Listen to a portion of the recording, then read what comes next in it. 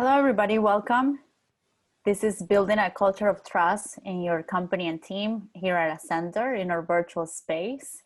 Before we get started, I hope that you are comfortable at home and that you got yourself some water. We're going to be here until 5. So please make sure that you have something to write on and that you are present today, because we have a lot to cover and we're really excited to have you here and to have you learn from Alexander today. So we're gonna get started in 1 more minute. Right now we're letting more people in. So please make sure that you get ready. Welcome, and thank you for joining us. Hello, Nazili from Ascender.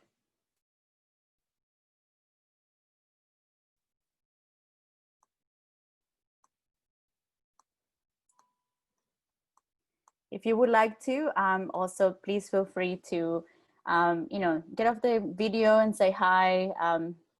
We really want to get to know you. This is one way to also connect with more entrepreneurs, people who have companies, or people who have an idea right now and want to figure out a way to start a business. This is the right place for you to be. So feel free to say hi, to unmute or mute yourself, and tell us who you are, and then we're gonna get started in 1 minute.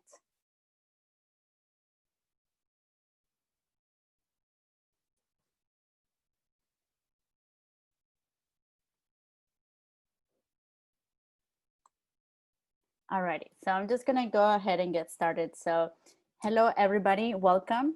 This is Ascender's virtual space. My name is Ania Aleman. I'm the Innovation Director here at Ascender. Ascender is Pittsburgh's community for entrepreneurs. We offer educational programs, mentorship, expert coaching, business incubation, and a collaborative workspace located in East Liberty in Pittsburgh. Please let us know if you're joining us from, if from either outside the city. Feel free to tell us where you're coming from. If you are in the city, just give us a shout out there. I wanted to welcome you again, and this is part of our Ascender community monthly community events. We host community events twice a month, every month.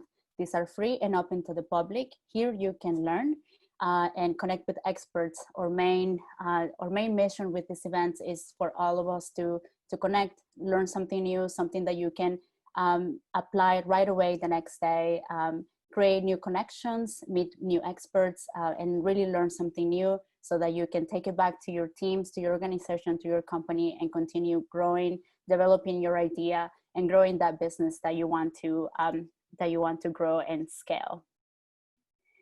Just before we get started, I wanted to talk a little bit about, just give one announcement. We have applications open for Founders Hat. Founders Hat is a program for founders, just as the name says. We want to make sure that we are creating a space where founders can come together, work through challenges that are particularly specifically for challenges in a private space, and in a space that is facilitated by another serial entrepreneur that knows exactly what it is like to walk that entrepreneurial journey, and also how to get through some bumps in the road, or just provide the best practices from experience. So this is a really great opportunity. If you're a founder, please consider applying to this program.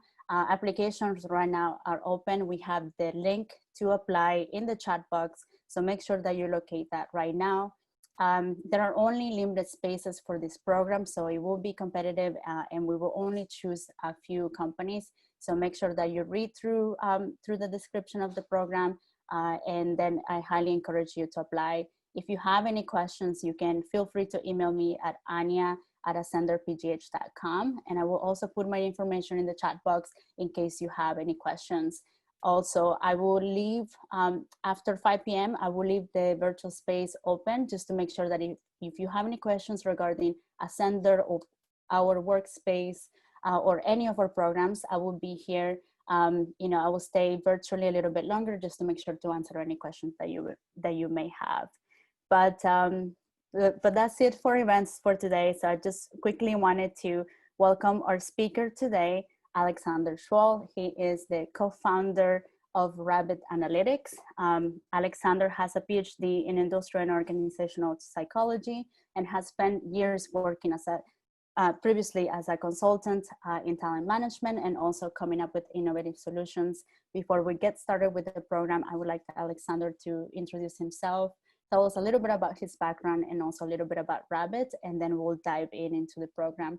So I just wanted to say again, thank you from all of the Sender team for being here and for sharing, you know, how to build a culture of trust, and especially right now, you know, for founders out there that are starting their teams, I'm excited to see what they will learn from today and what they can apply starting tomorrow to develop that culture of trust. So without further ado, Alexander, I'm gonna pass you the mic. All right, thank you very much, Anya. Good afternoon, everybody. Welcome. My name is Alexander Schwall. I'm Chief Science Officer at Rhabit Analytics. In that role, I get to do all kinds of interesting sciencey sides, which I like a lot because I have a little bit of training in industrial organizational psychology, something that I find very exciting. So a lot of things that I think about is how can we make organizations more efficient, how can we allow people to work together in more efficient, more elegant ways. And all of that, my co-founder Kevin Kelly and I have tried to pour into a product, and that is Rhabit Analytics. That's a tool that makes it extremely easy to give each other feedback in organizations. And we then use this feedback to do all kinds of interesting things. For example, building cultures in organizations. If you're interested in that, you can easily find us at rhabitanalytics.com. And that is my entire sales spiel for the day.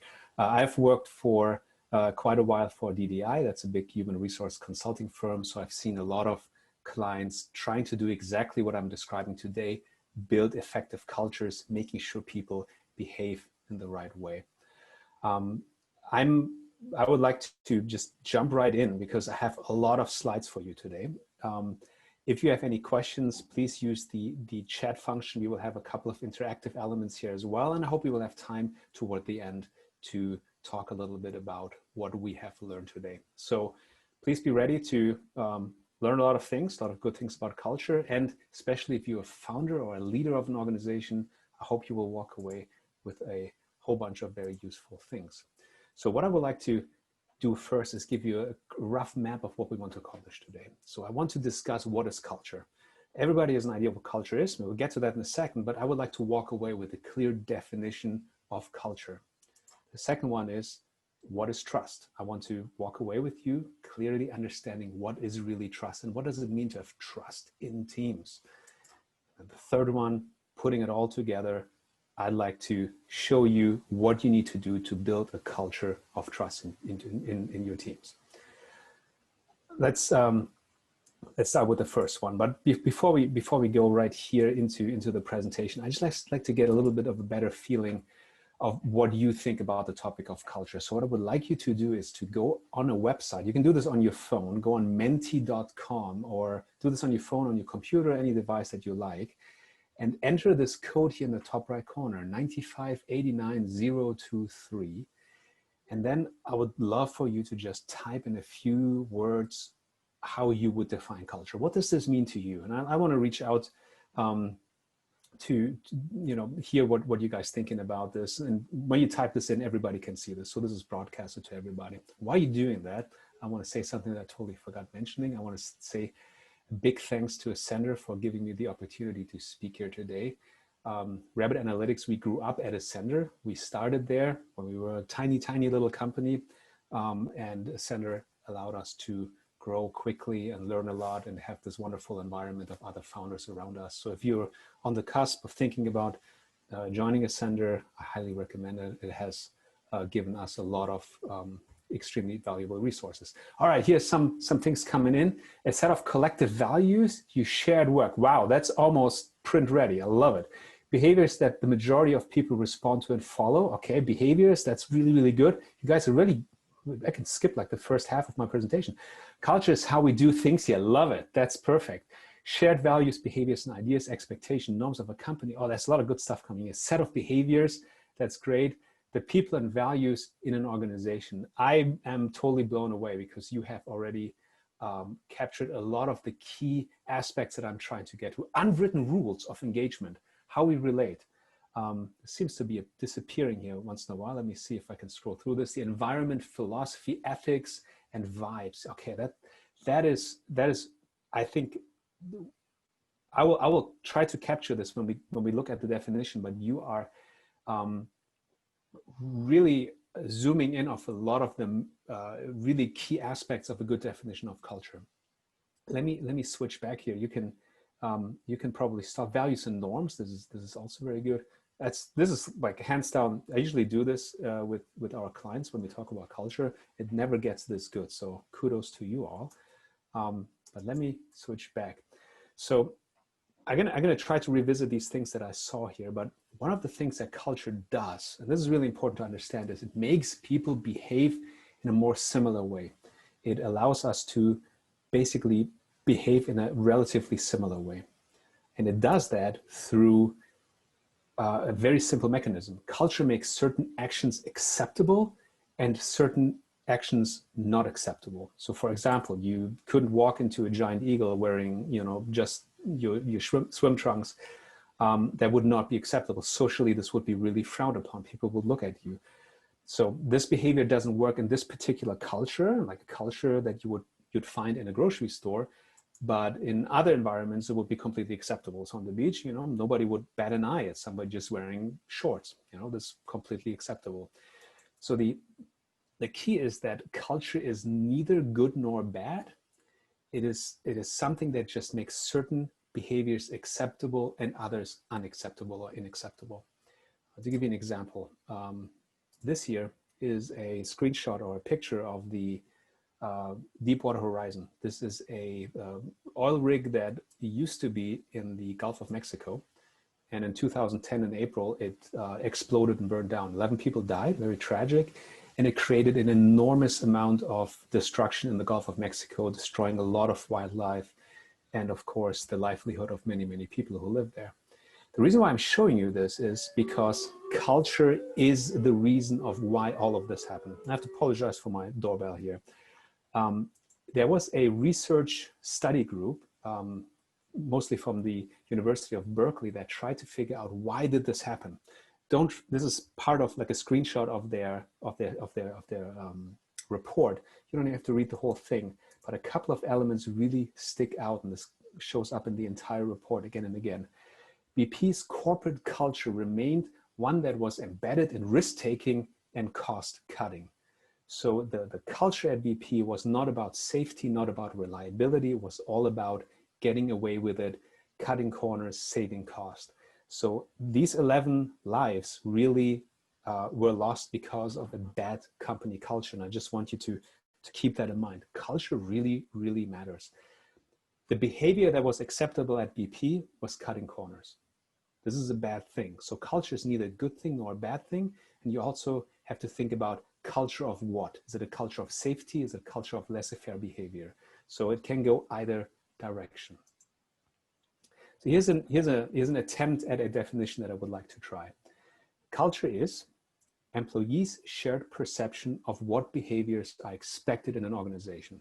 So let me break this down. It's pretty academic, but it's a really good definition because it allows you to really zoom into what areas of culture you can actually manipulate as a founder. So the first thing to understand here, and this is really important, it's in your employees' heads. It's not written on your wall. It's not in your lobby. It's not on a mug. It is all in your employees' heads. This is where culture resides. Something very important to understand. Just as important is that it is a shared perception. Some of you in the exercise in the beginning, you said, okay, this is shared values. I'm going to tease out exactly what I mean by shared, because understanding what shared means basically tells you a lot about what culture is. Shared perception.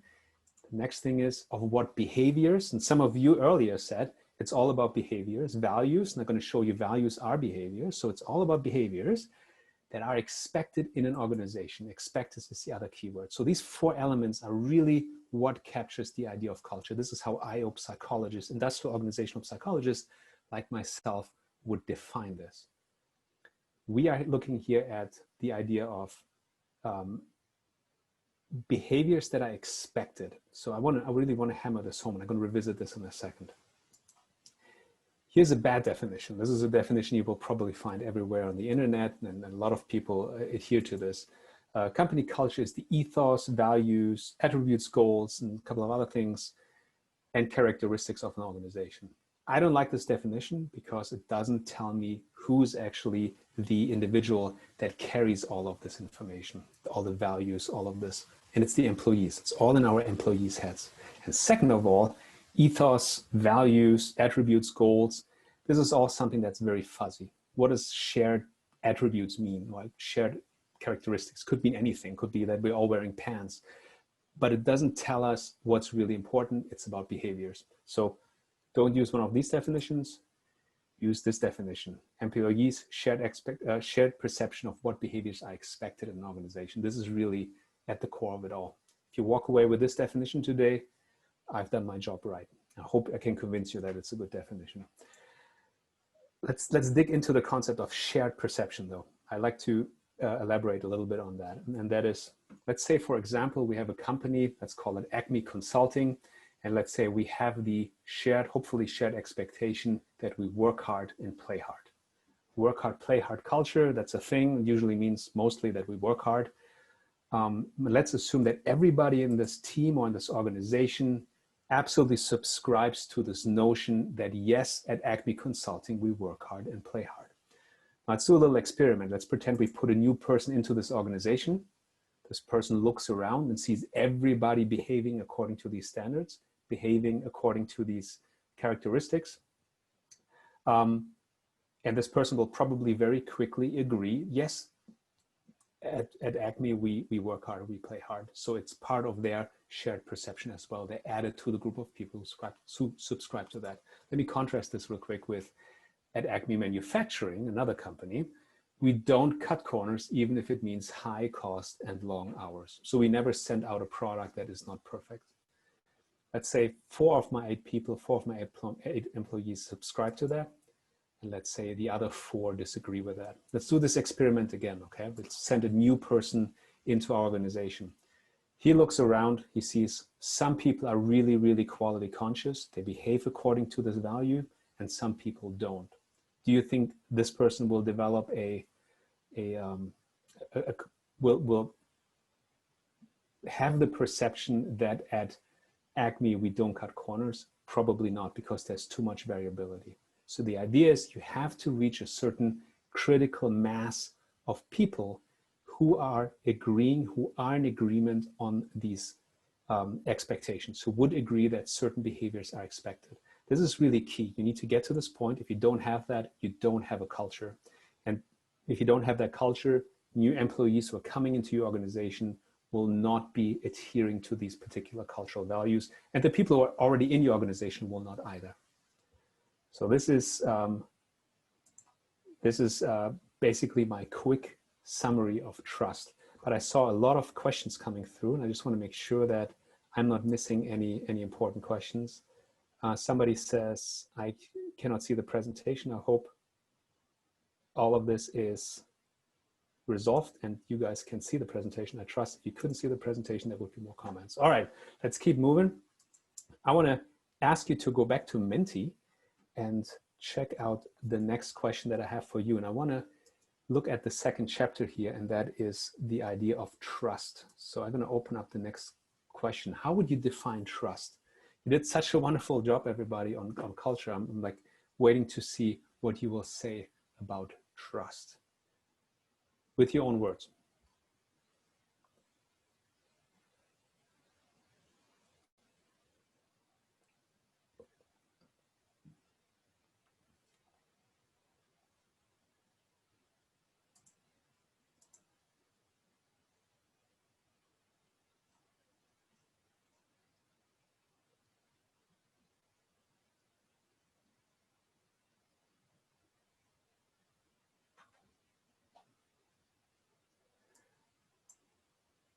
Okay, trust is the mutual agreement to do the right thing. So let's take a look at what's coming in here. Can rely on another for support and protection. Okay, this is getting at the right thing. Believe in another that they will do what they committed to do. So they're keeping their promises. I love that. We will get back to that in a second. Seeing one another as people. So treating people with respect, right? Believe in a person's integrity and their support of you. This is actually a really important part, support of you. I will try to pull this out.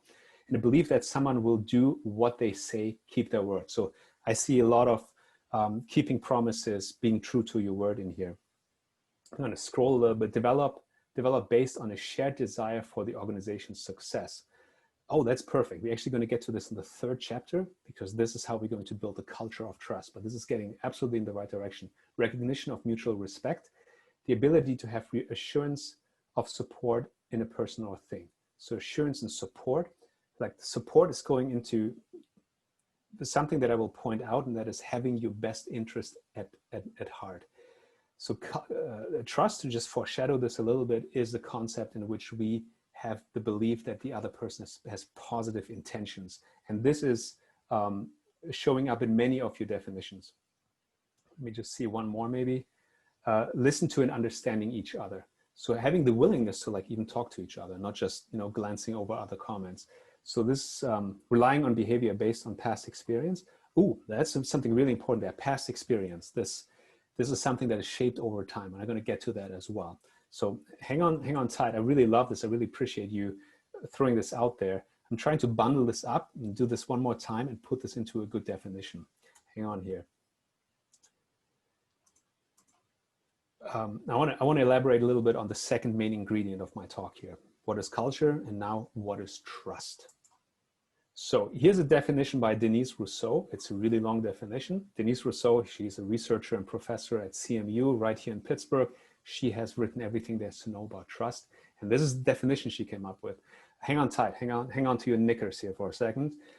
Trust is a psychological state comprising the intention to accept vulnerability based upon positive expectations of the intentions or behavior of another. Okay, this is way too much. This is a crazy definition. Nobody will ever remember that, although it's a really good definition. Here's why it's really good. It has all the important ingredients of trust. First of all, it's a psychological state. It's in our heads. It's something that we developed internally. Second of all, it is about accepting vulnerability, and that is often overlooked. If there is no risk, if there is no vulnerability, we don't need to develop trust. Imagine you have a babysitter for your kids, or, you know, like imagine you have a babysitter. You don't have to trust the babysitter if you're sitting in the same room with a babysitter. Not that anybody would ever do that, but the idea is if you're sitting right next to the babysitter, you don't need to have to trust the babysitter because there's no vulnerability. You will take care of things. So there has to be some vulnerability. That's really important. The third element here is positive expectations of the intentions or behavior of another. Very academic, very bulky, but the key is here, positive expectations of the intentions. Does the other person have positive intentions? In your definitions, this came out in the sense of support. Is the person helping me? Is the person supportive? And that's exactly where this is trying to get at. Let me replace this with a much easier definition. Trust is when I believe that you will act with my best interest at heart, although you don't have to. I believe, psychological state, right? It's in my head. Although you don't have to, that's the vulnerability, right? This is something that I cannot control, that is out of my control. And then you will act with my best interest at heart. This is the notion of positive intention, right? So if you take away this definition of trust, you're just as good as Denise Rousseau at CMU, and you have, you know, on a piece of napkin here, you have the right definition of trust. All of the other things can be resolved and put into this definition. Keeping your word, being honest, having integrity, being somebody who is not, who's keeping their promises. All of this can be stuck into that, because if you don't keep your promises, you're not having the other person's best interest at heart, right? You promise them to help them, but then you go back on your word and you're not helping them and leaving them in a lurch. So this is really, hopefully, a definition that makes a lot of sense to you. So trust is the social glue that allows humans to collaborate with each other. Why is this so important? If we have trust, it allows us to be vulnerable with others without having to fear any downsides. So I can leave my home and give you the keys to go to work, and I trust that you will take care of things, watch my kids, not raid the pantry. This allows me to do other things that I couldn't do otherwise. So in terms of collaboration, it's really key to have trust in others, because it frees us up without the fear of any downsides. A lot of good research here, and we're already I want to keep at a quick pace here. So I'm just going to highlight these research results very, very briefly. Team trust in your team leads to more information sharing. So research has shown, a lot of studies have actually shown there's more information sharing. So people will be more forthcoming. They don't bogart information. They're not the information bottleneck. They will share this freely. And why wouldn't they? There are no negative repercussions, right, of sharing information in a high trust environment. Team member satisfaction. People will be much happier in high trust teams. Very intuitive finding. If you don't have to worry that people are out to get you, that people are trying to take advantage of you, you will have a much better time. You're more relaxed. There are better health outcomes. It's less stressful. It's really important for your team to have this high trust. Creative problem solving. You know, it's probably part of information sharing. People have more ideas. They're willing to share them because they don't feel, if I have a great idea, somebody's going to take advantage of it. You're okay with sharing this with others. Conflict resolution. In a high trust environment, people attribute errors and mistake not to malevolence, people trying to screw you over.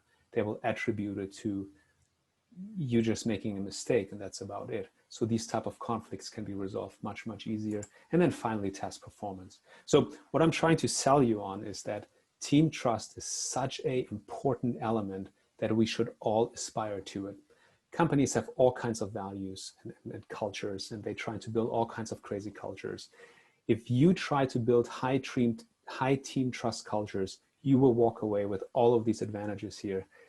It is part of human nature. I don't care if you run a coal mine or a football club, it doesn't matter. It is all the same, basically. This is this important element of human interaction. Let's make this a little real though. Let's pretend, and I'm going to ask like at least one of you to take yourself off mute. Maybe I'll ask Mary Jane. I see her right there. I'm going to call you out. Let's say we have a person here and she says, I have a great idea on how to reduce cost in my area. So a person has a brilliant creative idea. In a high trust environment, what would this person do? Any takers? Take yourself off mute. Just yell out loud. Feel empowered to run with it. Exactly. And do you think this person would be afraid somebody else taking credit for her idea? No. In a trust environment, they wouldn't, right? In a low trust environment, you may be wondering, is my boss going to say, hey, this was my idea, not yours, and take all the praise, right? So this is one positive outcome. Let's try another one just for fun here. A peer has asked me to help with an important project. I will have to work late hours to help them. Any volunteers? How would you react in a low trust environment and why? Let's start with a low trust environment. What would happen here? Any takers? I think you'd react negatively because you'd feel like, why bother? It's not going to be appreciated. So I'm just sort of being victimized. Exactly, yeah. In a low trust environment, how can I be sure that me staying late is going to maybe get me any recognition? Is you know, as you said, appreciated by the other person? Maybe this will just be taken for granted. In a low trust environment, can I be sure that the other person will reciprocate and do the same thing for me? Probably not. I can't be certain. In a high trust environment, yeah, I'm going to help you meet your deadline. I'm going to stay till 8 and try to hammer this out with you, knowing, trusting that you would do the same thing for me, knowing that you would have my interest at heart, just like I do right now with you. So it's this type of stuff that helps your team excel and go the extra mile. So again, trust is this key element. Here's a sad element, and that is a low trust culture is not simply the absence of trust. This is something I really want to make sure you get. If you have low trust, it's not just the absence of trust, something that is beneficial. It will lead to a situation in which your culture, your team will spiral into a cynical, cover your ass, don't stick your head out type of culture. There's a real deteriorating effect of low culture. Teams with low culture usually fall apart and perform very, very poorly. Let me give you an example of the mechanics of what this looks like. So I'm using the term spiral here. This was actually coined by a guy named Dale Zand in the 1970s. He did some research on that. So let's just conceptually look at these three people here, right? So we have person A, B, and C. Let's say person, and they're all at the same level of trust. It's relatively low trust. So this person shows a vulnerability, asks for, this person is basically on the receiving end of trust. This person acts trustworthy. So what's the result of that? The person who showed the vulnerability will grow their trust. They will say, okay, nobody screwed me over. Nobody took advantage of me. I helped you. You helped me. My trust grows. So let's see how this reciprocates. This person shows a vulnerability. Now this person said, hey, you helped me. I'm going to help you. I'm going to reciprocate on this trust. And the other person's trust goes up. We can do this a few more times, but you get the idea, right? If trust is positively, if vulnerability is met with trust, your trust goes up. And here's the really cool thing. This guy here in the lower right corner, they are observing the whole thing play out over time, and their trust goes up as well. They will observe this and feel like, okay, this is a trust environment in which people have each other's best interest at heart. It can go the other direction though. I'm going to do this real quick. Let's say this guy shows a vulnerability and person B violates the trust. Now this person's trust goes down. And of course, in reciprocating to that, this person shows a vulnerability. This person violates trust as well. Yeah, you screwed me over. I'm going to screw you over as well, of course. Trust goes down, and so does the trust for everybody else on the team. So these are the trust spirals that I want you to be aware of. If you have good trust, it's an upwards movement. It will get stronger and stronger over time, but it can also be lost relatively quickly if trust is violated. Again, my definition here that I would love you to hang on to, I believe that you will act with my best interest at heart, although you don't have to. So these are the two main elements that I would like to use now to shape a culture of trust. I'm going to do one more Menti here with you because I've been talking for a while now. And I want to ask you how you would shape culture. I'm going to open this up again. How would you go about shaping the culture in your company? Like, just throw out some ideas. We're going to build on those as well. Could be just a few words on what you would do to, how would I create a culture? Maybe ideally a culture of trust, so we stick with the topic, but anything goes really.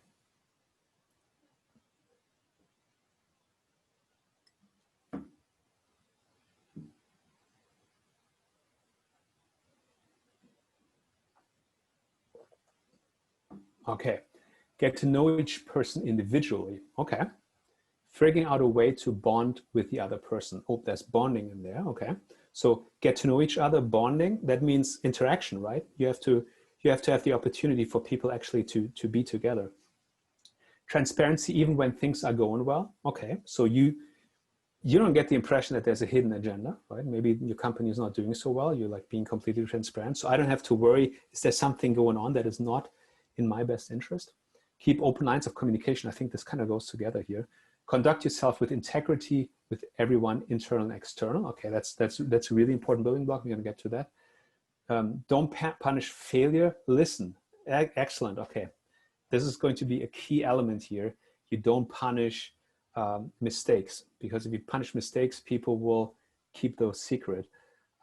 Walk your talk. Okay, be consistent, be true to your own values, and this will be a key element later as well. Everyone is in the same boat. Shared benefits, like what direction are we rowing towards together?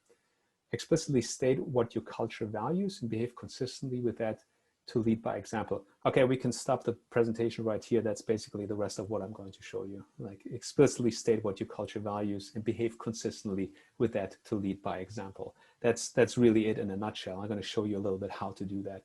Clearly defined cultural expectations. Again, I'll get to that as well. Celebrate each other's wins and share constructive feedback.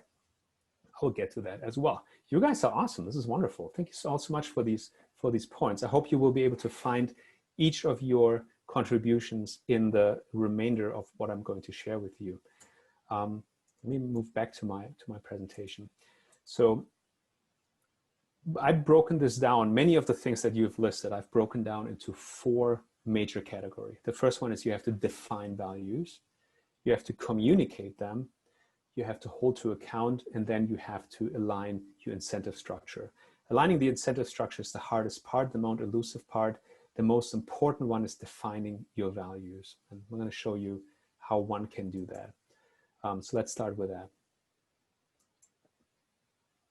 A value consists of behaviors. This is something that I'm just stipulating here.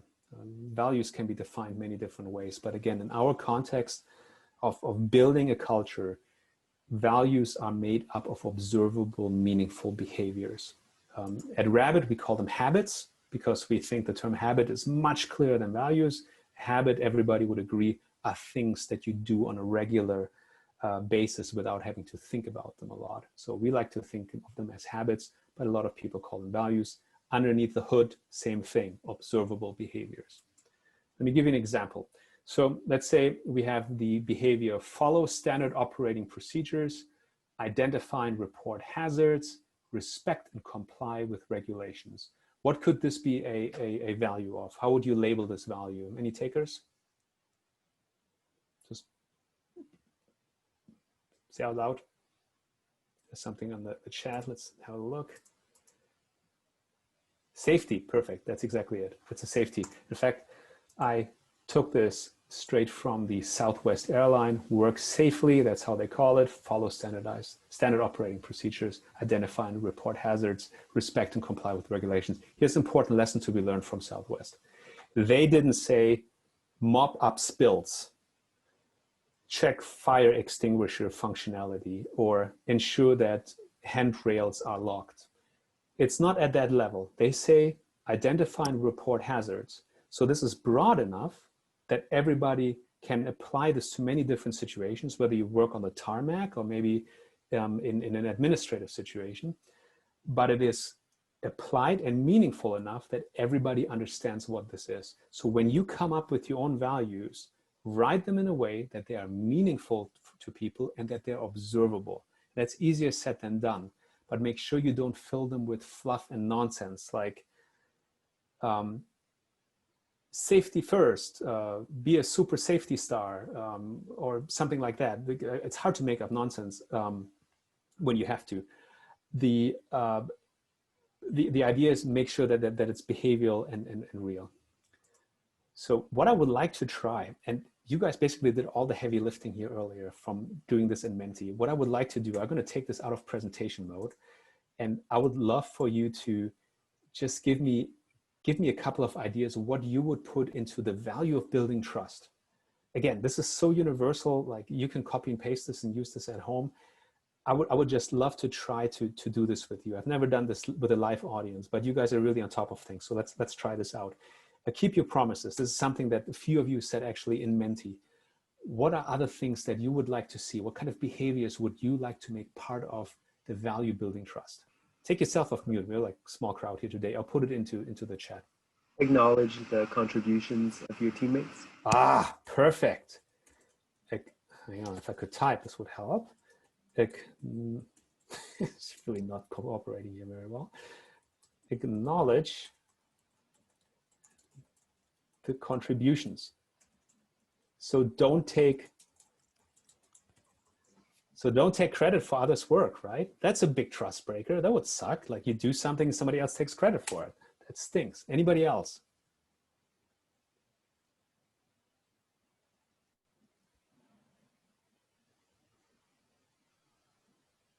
A lot of people talked about honesty and integrity. In the chat box, we have help your coworkers when they ask. Be supportive of your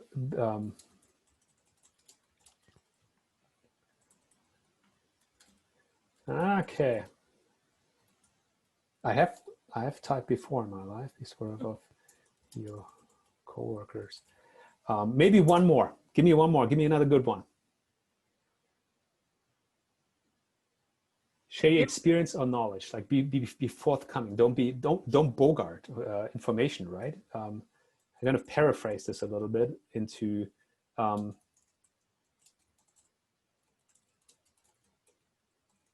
right? So don't withhold information and expertise. If you're forthcoming with that, others can benefit from your information, and that, you know, all of these are really, really good. I'm going to show you what we came up with at Rhabit after reviewing some research. This is a lot of these capture what you guys mentioned. Just in the interest of time, I have to keep moving forward. If you internally for yourself can come up with something like this, something similar, doesn't have to use the same words, doesn't matter. You're all trust experts by the sheer fact that you're human beings. It's not like this is secret research. Just think about what behaviors go along with a trustworthy or a trust building environment. We always act ethically and honestly. If you act ethically, you probably have the other person's best interest at heart. We don't take credit for others' work. It's not the perfect example, right? If you have a great idea and I take credit for that, that's the opposite of having your interest at heart. One more, we admit our own mistakes. Why is that so important? If you admit your own mistakes, you take responsibility for your own mistake, so others do not have to. You don't blame others, which is also in stark violations of their best interest. It also signals a bunch of other good things, that you have self-insight, that you're trying to get better, and that you're probably not going to make this mistake again. But the key here is really about, I'm not going to blame this on anybody else. I'm standing up for this. This is me. Okay, I can handle it. It's a very important signal, especially for leaders, because when you admit your own mistakes, your direct reports will feel comfortable admitting their own mistakes as well.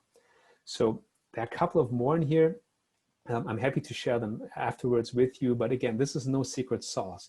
This is about understanding what drives trust. So this is for us building trust. This is something that we use in Rhabit all the time. So let's move on to the next chapter here. And this is quite important. This is about communicating all of this, getting this out there. We're going to go at a slightly quicker pace here. You can use t-shirts and mugs and all of these things, all of these artifacts. I have no problem with that. I'm sometimes not sure about people will really change their behavior when they see on a teacher, team play with trust. You know, it's probably okay. It's not going to hurt anything, but it's also not going to like really compel me to, you know, have a positive attitude because I saw that on a t-shirt. I'm like mildly skeptical, if you can read between the lines here, but it probably doesn't damage anything. So yes, if you want people to remember it, put it on a t-shirt. You can also put it on your website. This also is fair game, but be aware that this may not make a big impression on your employees. Like, this is the website of BP from 2009, about a year before they had that big accident in the Gulf of Mexico. Here's the element responsible. This is their values. They're really crappy, but we are committed to the safety and development of our people, blah, blah, blah, blah, blah. No damage to the environment. So that is great, but the fact that you put this on your website doesn't mean anything to anybody. It's just, it's really hollow, and it doesn't matter in the end. When you want to communicate your values, you have to live them, you have to show them. And I think somebody mentioned that in Mentia as well. You have to be consistent, you have to signal this. So what does this look like? Your team will look to you to shape their expectations. If you're a CEO of a company, if you're a leader, you are the expectation shaper in chief. You're the one that really drives this home. There's a lot of research that shows that companies have a clear definition of their values even 20 or 30 years after they've been founded, because their founders usually impose this. So founders are very, very important in this. Founders and entrepreneurs that put their fingerprints all over their company. You have to ensure that your behavior is consistent with your stated values. So somebody talked about consistency in Menti, right? Here's the downside of creating these values and putting them on a mug and putting them out there. The moment that you are inconsistent with these behaviors, you will be perceived as a hypocrite. Worst case scenario, best case scenario, people will say, this is just stuff that doesn't really matter. We printed that and we put this in our lobby or whatnot, but it doesn't really matter. It's really not that critical for our company. So I want to do a quick exercise with you very, very briefly. Let's say on the left are your values. Let's say we communicate in a straightforward way. What would be a really great way to immediately destroy all of your credibility around that value? We communicate in a straightforward way. Any takers? Like there are 1,000 different solutions. You can express your meanest responses here. Using a lot of cryptic terminology in circuitous, verbose. Yeah, exactly. That's Be passive aggressive. passive aggressive. Yeah, you like. I went with giving you a direct report snarky and sarcastic feedback, but I really like what Barry said, and that is if you are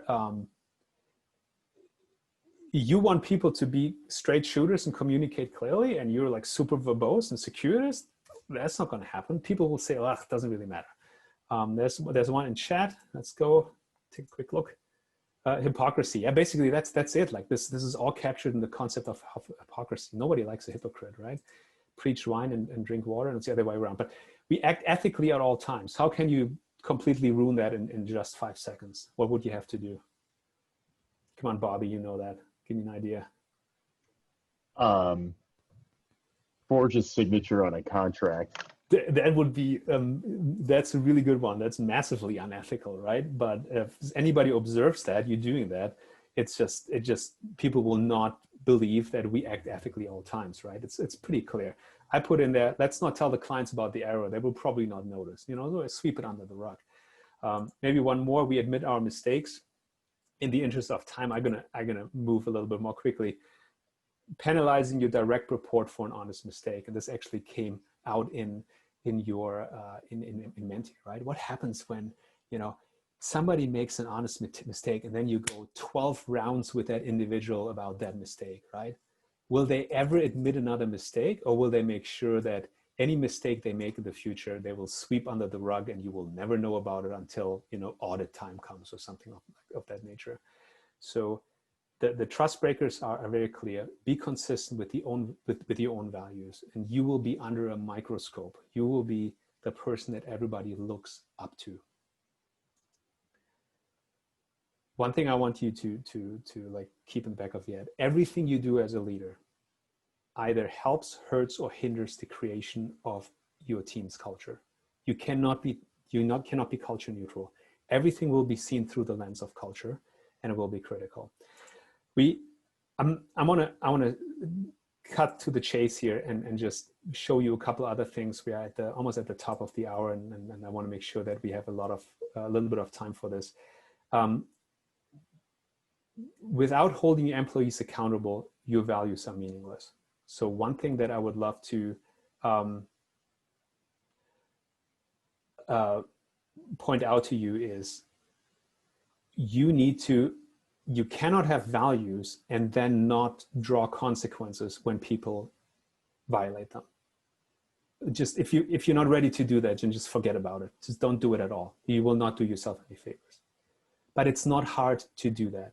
It doesn't have to be you cracking the whip as a manager. So a couple of things that you can do.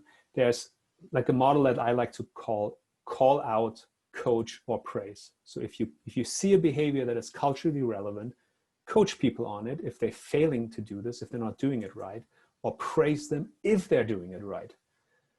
Give you a couple of ideas. This ranges on a spectrum of formal to informal. So an informal thing to do would be immediately correct feedback after a trust violation. So somebody in a meeting, they violate trust in some way, you correct them after the meeting in private. You just take them by the side and say, hey, listen, I know you made a couple of mistakes. I really would like you to acknowledge these to others. This is how we get better.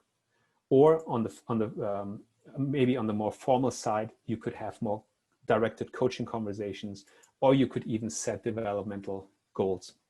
This goes a little bit deeper than this presentation is really set up to do, but you as a leader will have plenty of opportunity to coach people around these values. But just make sure that you do. Don't let things slide. Can't do that. Give people feedback. On the praise side, everything is a little bit easier. Somebody admits a mistake, praise them for that. Admit your own mistake to begin with, of course, but praise others for admitting their mistake. Normalize that and signal that this is the expected behavior. You can review culture, supportive behavior as part of a performance review and say, hey, good job of doing that. And of course, you can create all kinds of awards and things of that nature. I'm mentioning these because they are loved by people. People really like that. They like winning awards. And even if it feels a little awkward, especially when your team is very small. Praise people, award them something, make this visible, make this salient to them. Rhabit does this automatically. This is kind of our product line. This is why we like this so much, but you can do this manually very easily as well. So again, your job is to make sure that people have a shared perception of behaviors that are expected. And by calling them out, praising and coaching them, coaching people on them, this is your main mechanism of doing that. I have one more element, aligned incentive structure. I want to cut this a little bit short because we are getting towards the top of the hour. And it is basically the question, what do you do with your employees? Here's a guy who's high on values and high on performance. Let's say this is a super duper salesperson. You want to reward this individual, right? And that's an easy thing to do. But what about somebody who is very low on values but high on performance? How do you reward them? Probably a little bit less. But here's where things get complicated. Person number C, right?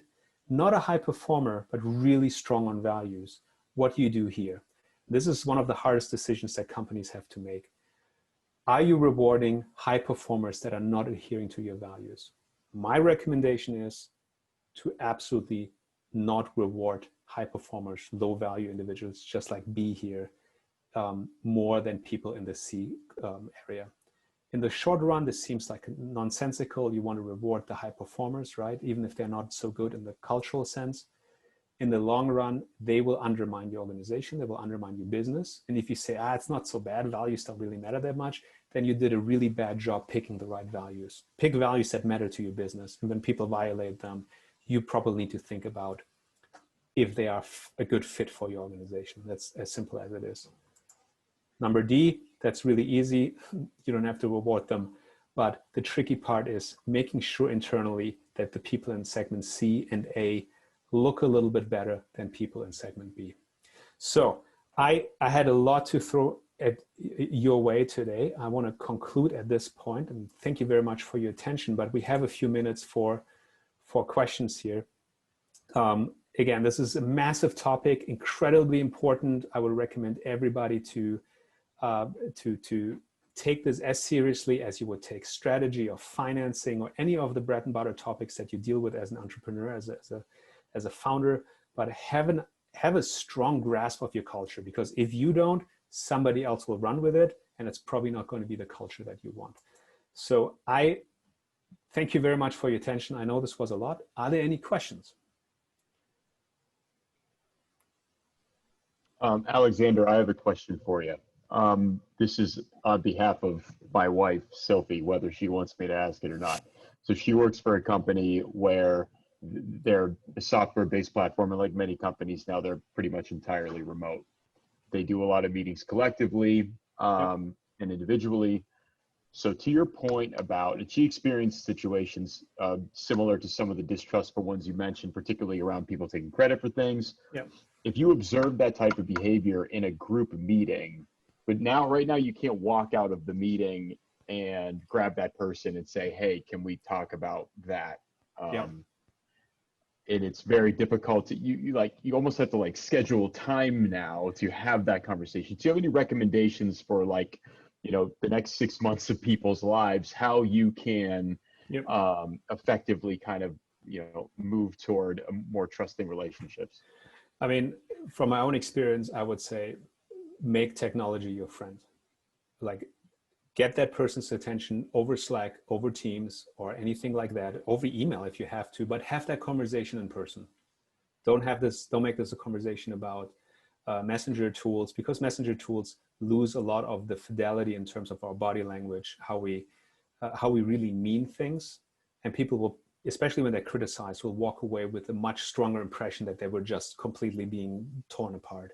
So make this a personal conversation. But the same rules applied, whether you are in a physical co-located space, or if you are working remotely. The question is, get that person's attention and make this timely. This feedback needs to be delivered timely. Pull this out immediately. But it's probably harder, but through Slack and Teams and things of that nature, you should be able to get their attention right away. Any other questions? share a piece of advice focused on startups, how to build a good culture. So one of you asked, like, can you talk a little bit about how to build a good culture within startups? I would like echo what I said about culture. There are a lot of things you can play with, look into values of other companies around integrity, around innovation, all of those things. But at the very heart, I would say a team without trust cannot stand. A team without trust will fall apart. The moment you feel as a team member, just put yourself into the role. The moment you feel like there are others in my team that I cannot trust, that are out to get me, this is going to be stressful. You will not be a good performer. You will hate coming to work. So focus on trust. Like spend the time with your team to like get these trust elements across and be a good ambassador of trust yourself. Admit your mistakes. Be honest with people. Don't take credit for others. Like these are all basic behaviors, and there are more. And if you think about them, you will discover quite a few. That's my one piece of advice that I would give you. And all right, I know, yeah, it's 5 o'clock. I can stay on a little longer. I know many of you probably have other things to attend to, but again, thanks to Ben and Anya for giving me this opportunity to speak here. It's my pleasure. I really hope that this was of value to you, and thank you all very much for your attention today. Back to you, Anya.